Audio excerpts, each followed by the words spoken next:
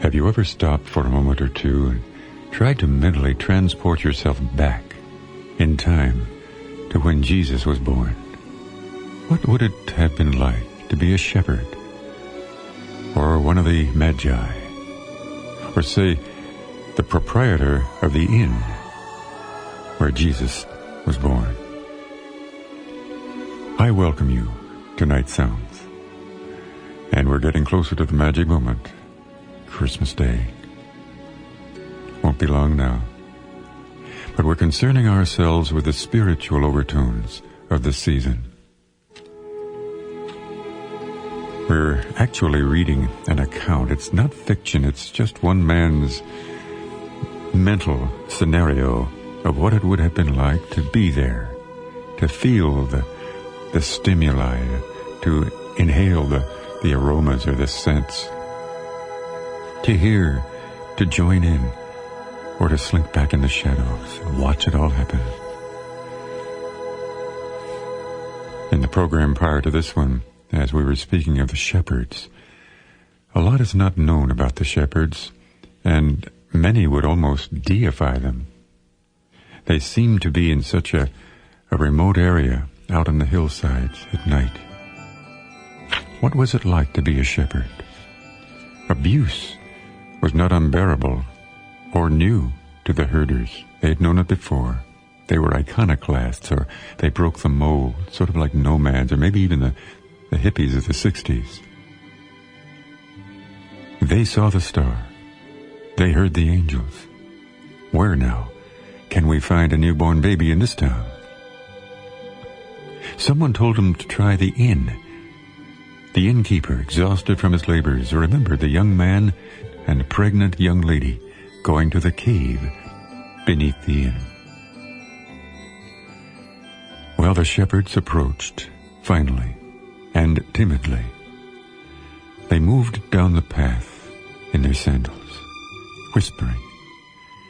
As they approached the lighted aperture, they crouched and coughed quietly. Joseph came out. He studied them solemnly, without rancor. And the leaders told him that they had seen angels in the valley, and one angel had said that a Messiah had been born this night in the town of David. They had, well, if it wasn't too soon, they'd come to worship him. Mary heard and told Joseph to permit the men to come in. Well, Joseph had some tools in his hand, and he learned that the nights would be too cold to permit the infant to travel until the circumcision. They'd have to continue to live in the stable for 8 days. Joseph had gone into town and awakened a carpenter and explained the circumstances. Now, this carpenter had tools, and with permission of the owner of the inn, he was using sides of stalls to build a small, almost private room for Mary and the baby.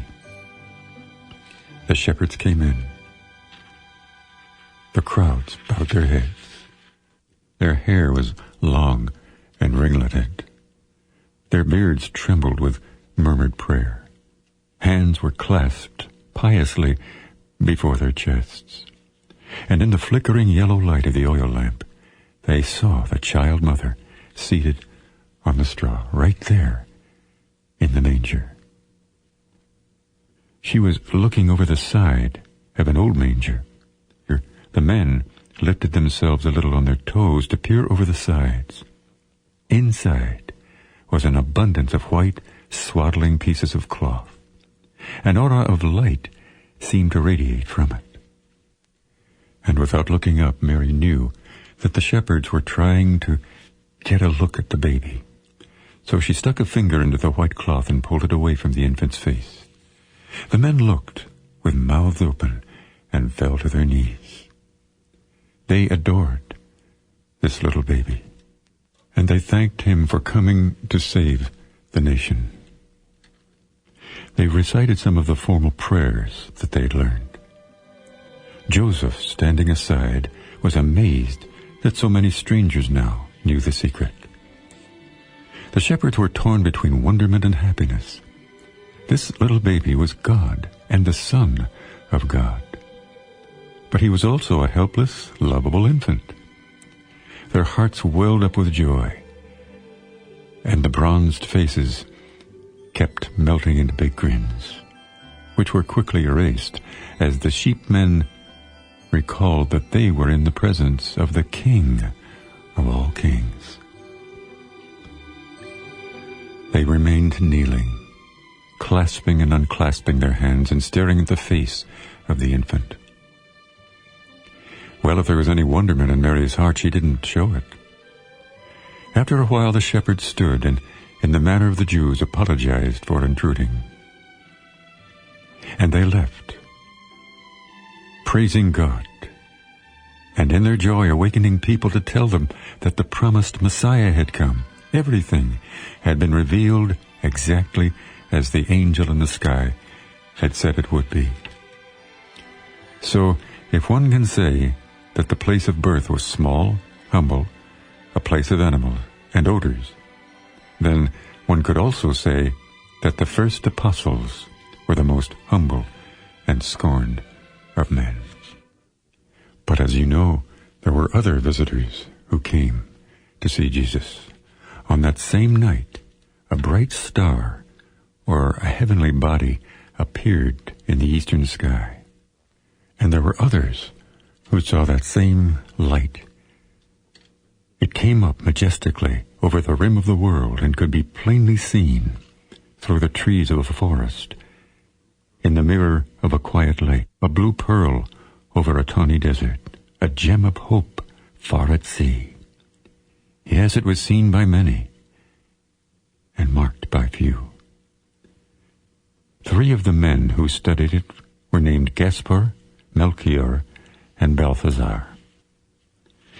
These were a different kind of group. They were the wise men, rich Persians.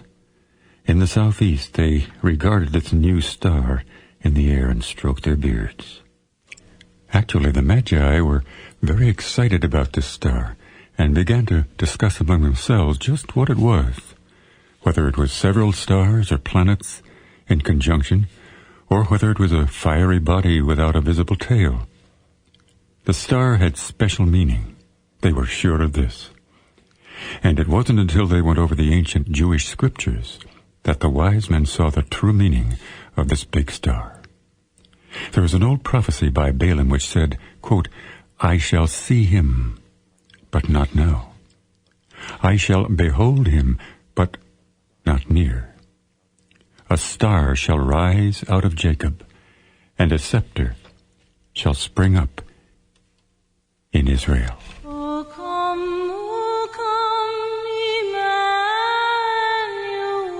Emmanuel, and ransom captive Israel, that mourns in lonely exile here, until the Son of God appear.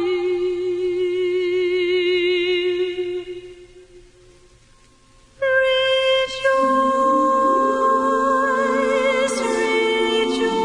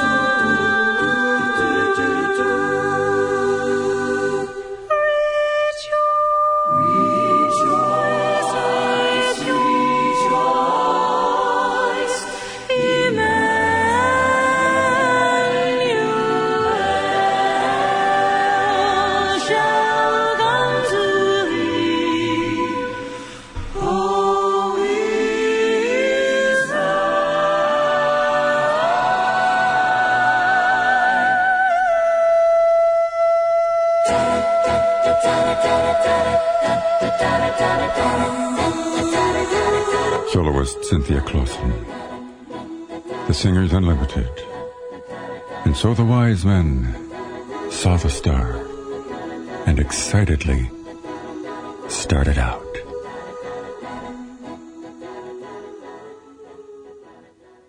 May I say, for any of you who've joined us midstream here in the last few minutes, that this is Nightsounds. I'm Bill Pearce, and what a joy it is to be with you. And that word joy is springing up all over the place. This is the Christmas Eve edition of Nightsounds. And we've been enjoying the music in its diversity style. Right now, the Carmichael Orchestra, Joy to the World, the Lord is Come. I'm reading some excerpts from the book by Jim Bishop, The Day Christ Was Born, sort of a modern, contemporary scenario in his own mind of how things happened back there. May I just remark that Nightsounds continues night by night on the station. Love being with you in this way. Our music, as I mentioned a moment ago, comes from various sources, and we just enjoy the privilege of being a part of not only the Christmas season, but the Easter and Thanksgiving seasons. Every day should be Thanksgiving. Every day should be Easter. And every day should be Christmas. Why relegate it to one day only? In other words, gratitude in our hearts. Joy of the resurrection. Our mailing address is Nightsounds, Wheaton, Illinois, 60189. Back to the book, The Day Christ Was Born. The shepherds have already visited the manger. Now we're looking at the wise men, these three magi. They waited until the star came up east of Jerusalem, and then, when it again neared the zenith in the night sky, they mounted their camels and followed it a final few miles. They started on the north side of Jerusalem, where there was a bazaar for Gentiles, and passed the gate of Damascus, went across the swift-flowing Kidron to a little place called Gethsemane. Then south toward the valley of Hannon, and on up the winding road near the field of the potter, straight south to Bethlehem. The star seemed to move before them, as stars do when people travel, but when they came to Bethlehem, this blue-white gem appeared to be directly overhead. They inquired of a few pilgrims who still remained after the Roman census if a king had been born in the area. And the pilgrims said that they had heard no such news. The wise men tried several places, but the replies to their questions were vague and unguarded. The Magi looked like rich Gentiles, which they were, and the people were disinclined to consort with them, even in conversation. They went outside and again checked the prophecies of the ancient Jews in the portent of the star. Balthazar pointed out that there was much evidence that the one God acts in ways mysterious to man, that there must be a reason which escaped them for having the all-highest born of unknown people in a stall for animals. From the saddle pouches they withdrew their gifts, adorned themselves with the jewelry of their rank, and in solemn file walked down the path to the stable. At the entrance to the stony ghetto, they were met by Joseph. Gaspar introduced himself and his conferees. Then he told Joseph that they'd come a long way to adore the new king. The foster father excused himself and went inside to consult with Mary. In a moment, he was back, asking them to enter, apologizing for the humbleness of his quarters. The Magi did not hear him. They were looking beyond Joseph to Mary, who sat crouched on straw with the infant in her arms. She glanced up briefly, then reverted to what she'd been doing. The three wise men threw themselves onto the green, sanded floor, the folds of their brocaded garments spilling into the chaff. They touched their foreheads to the floor and announced that they had come to pay homage to the new king. Mary glanced at them tenderly and held her baby so that they could see his face. Mary smiled, and the little one smiled. The wise men remained stern-faced. They studied the infant's face as though they were trying to etch it in their memories. Their knees remained on the floor throughout the visit, and when Gaspar felt that it was time to go, he nodded to Melchior, who made a formal address about bringing gifts suitable to one who would be referred to as the All-Highest.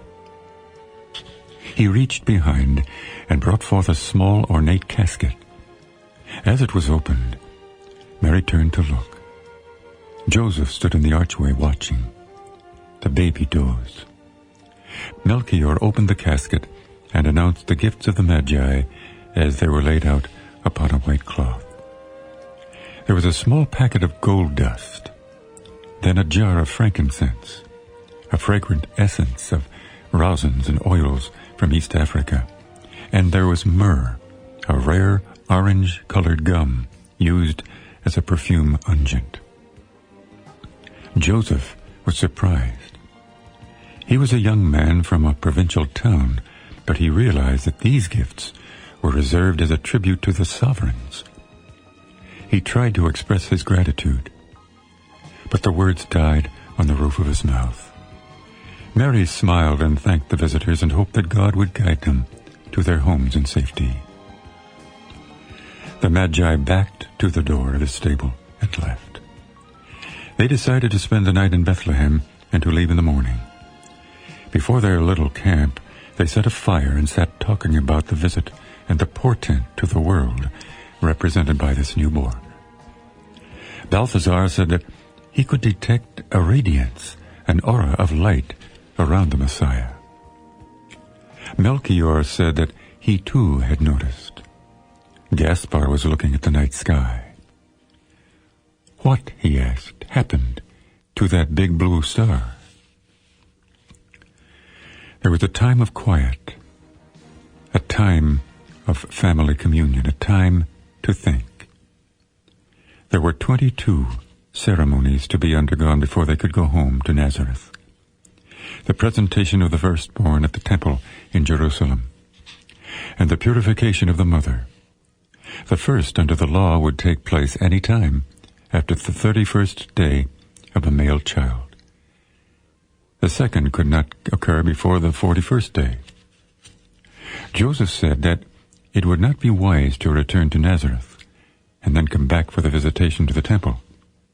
It would be better to remain in Bethlehem and on the morning of the 41st day to take the child to Jerusalem, obey the law, packing up to return the next day.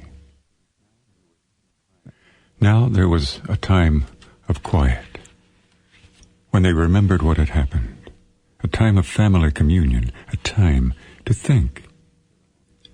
There were 2 ceremonies to be undergone before they could go home to Nazareth. The presentation of the firstborn at the temple. This could take place any time, as we had mentioned. Neither Mary nor Joseph ever lost sight of the real mission of Jesus, nor of his divinity.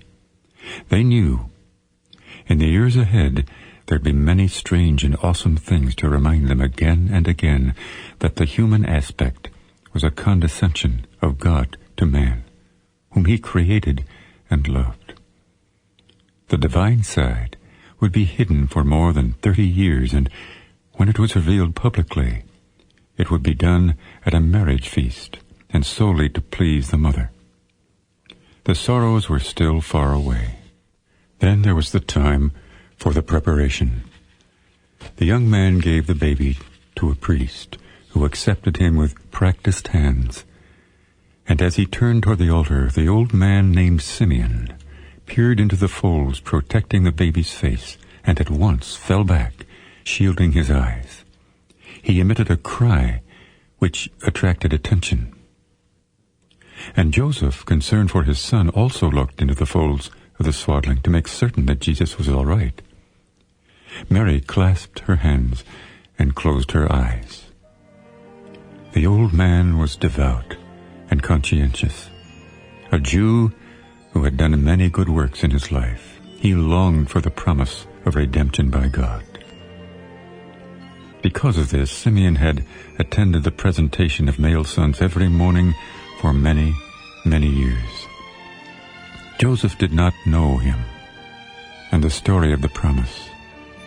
Before anyone could stop Simeon, he took Jesus from the arms of the priest and, with aged eyes on the morning sky, sang a hymn to God.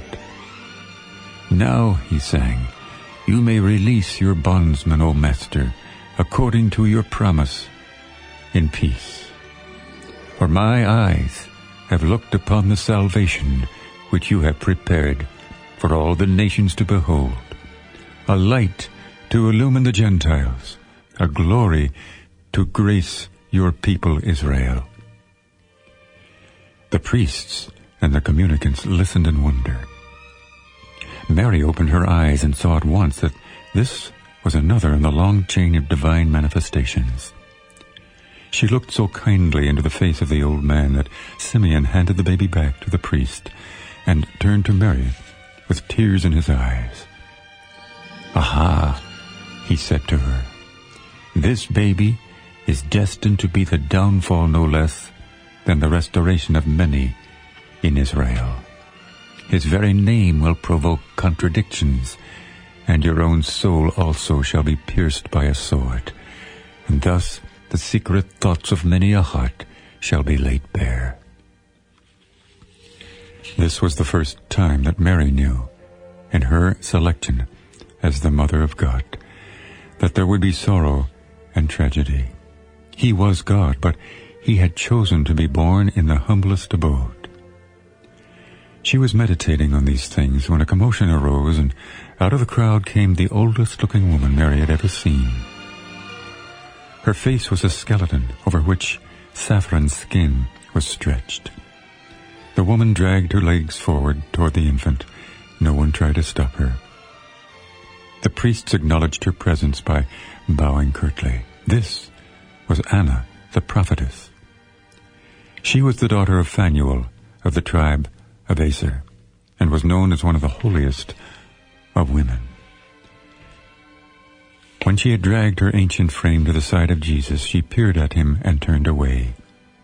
Thanking God over and over from that day on, she went among the women at night in the temple, preaching about Jesus to all who hoped for the redemption of Israel. He was man, yet he was God. And he grew to be a young boy, much like the other young boys. But there was something different. There was light that no one could explain. Wise men heard angels say, the Son of God was born this day. So searching long and traveling far, from the west to that eastern star, where they headed for the light, shining down on Bethlehem that night. A caravan of kings they were, bearing gifts of gold, frankincense and myrrh.